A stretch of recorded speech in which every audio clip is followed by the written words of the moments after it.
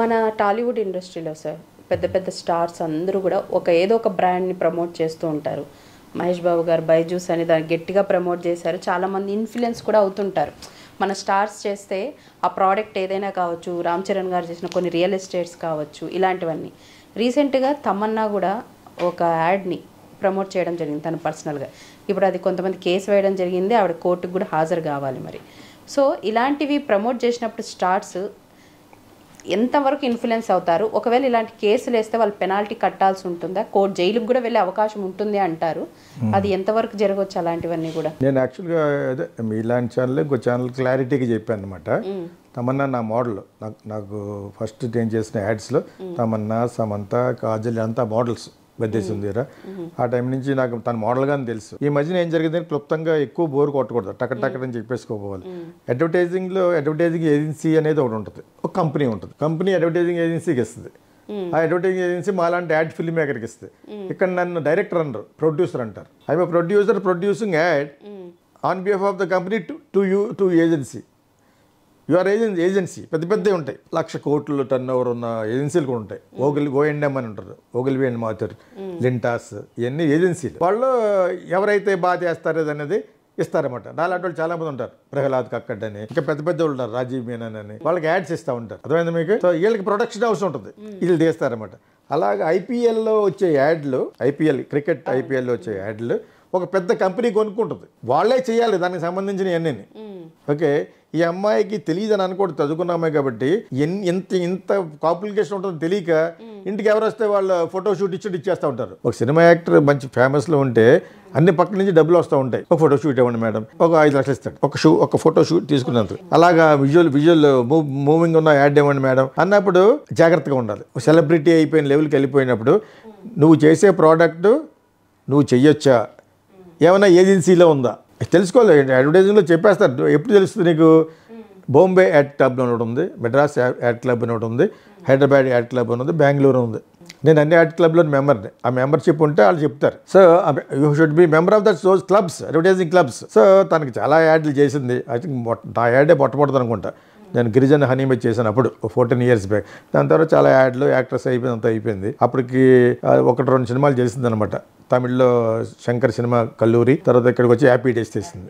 So ఇక్కడ ఏంటంటే fair play అనే ఒక యాప్ కూడా ఉంది, ఫెయిర్ ప్లే దాని పేరు. ఆ ఫెయిర్ ప్లే అనే యాప్ ఒక బెట్టింగ్కి సంబంధించింది. అందులో పెట్టుకుని బెట్టింగ్ వేసుకోవచ్చు.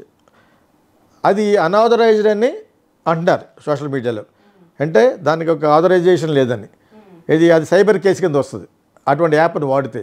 వాడకూడని యాప్లు చాలా ఉన్నాయి మనకి, మనం తెలియజేసుకుంటూ ఉంటాం. అటువంటివి వాడకూడదు. They are not authorized by the government of cyber department ఏదో ఉంటుంది, దాని కింద వస్తుంది అది. అలా కాకుండా కూడా ఆ యాడ్ చేయడం వలన ఆ ఐపీఎల్లో బుక్ చేసిన అడ్వర్టైజింగ్ కంపెనీ కూడా కేసేసింది. అంటే 2 కేసులు ఇప్పుడు. ఈ 2 కేసుల్లో నన్ను తప్పు అయిపోయిందంటే ఒప్పుకునే కేసులు కాదు. సైబర్ ఒప్పుకోవచ్చు, తెలియజేశాను అంటే ఏదో ఫైన్ వేస్తారు, నామినల్ ఫైన్, గవర్నమెంట్ కాబట్టి.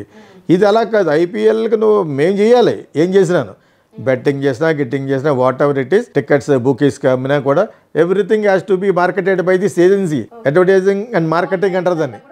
వాళ్ళు కొనుక్కుంటారు. నాట్ తక్కువగా కాదు, చాలా ఎక్కువ రేట్లు ఉంటాయి. 150 కోట్లు, 200 కోట్లు, 300, చాలా ఎక్కువ ఉంటుంది. ఇంకా I'm not able to tell properly. ఎక్కువ ఉంటుంది అనమాట. అప్పుడు వాళ్ళకి ఒక ప్రొపరేటర్ ఉండవు.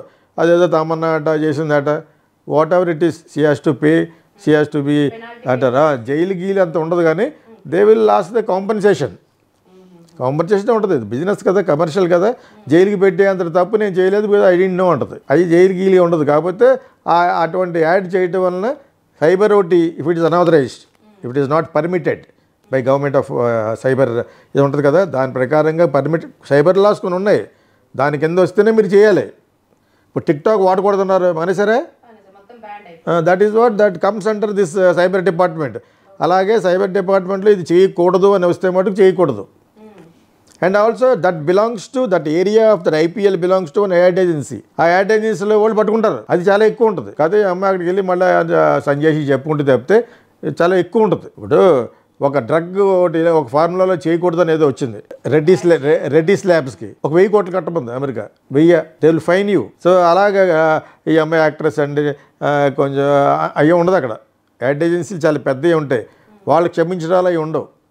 కాకపోతే ఇది చిన్న మ్యాటర్ అయి ఉంటుంది, అది పెద్ద మ్యాటర్ కానీ చేశారు కానీ అటుగా చేయకూడదని చేసింది కాబట్టి అలా చేయకూడదు. ఒకటి సెటిల్ అయిపోతుంది అంటారు. సెటిల్ అవుద్దో లేదో నేను చెప్పలేను, depending on the ad agency. నాకు తెలియదు కదా వాళ్ళు ఎవరో. యాడ్ ఏజెన్సీలు మాలా చిన్నవాళ్ళు అయితే పర్లేదు, ఇండిపెండెంట్ అడ్వర్టైజింగ్ కంపెనీలు అయితే పర్లేదు. ఒక పెద్ద కంపెనీ అయితే మటుకు పట్టుకుంటారు, ఈవెన్ని పట్టుకుంటారు, ఆ యాప్ని పట్టుకుంటారు, ఆ వాడు పోతాడు ఇక్కడ నుంచి. సో ఈ రెండు విధాలుగా ఇది యాక్చువల్గా జనాలు అర్థం చేసుకోవాలి. అసలు యాడ్ ఎవరు ఇస్తారు, యాడ్ ఏజెన్సీ అంటే ఏంటి, అడ్వర్టైజ్మెంట్ తయారు చేసేవాడిని ఏమంటారు. ఇందాక చెప్పాను కదా, ఇక్కడ ప్రొడ్యూసర్ అంటారు, యాడ్ ఏజెన్సీ ఇస్తుంది. యాడ్ ఏజెన్సీ డబ్బులు ఎవరు ఇస్తారు, కంపెనీ ఇస్తుంది. గ్రాఫ్ company to ad agency, ad agency to the production company. యాడ్లు తీసేవాడు మేము ప్రొడక్షన్ కంపెనీ, అర్థమైందా, మనం చేసిస్తున్నాం. On behalf of that company this ad agency has given me contract. So ఈ ad agency will book the celebrity, Aishwarya Rai వీళ్ళని వీళ్ళు మాట్లాడతారు. అదేమైందా, మాట్లాడినప్పుడు ఆవిడ ₹1,00,00,000 చెప్పింది అనుకో, మళ్ళీ 15 లక్షల రూపాయలు వాళ్ళు తీసుకుని నాకు ఇస్తారు. నేను ఇచ్చిన యాడ్లో ఆ బడ్జెట్ సరిపోవాలి. మీకు అర్థమైంది ఇప్పుడు మీకు? ఆ బడ్జెట్లో ఆ అమ్మాయి ఇచ్చేది నాకు తెలియాలి. సో ఇన్ని ఉంటాయన్నమాట. ఇవన్నీ పెద్ద పెద్ద యాడ్లకి సంబంధించినవి అనమాట. So that's it about it.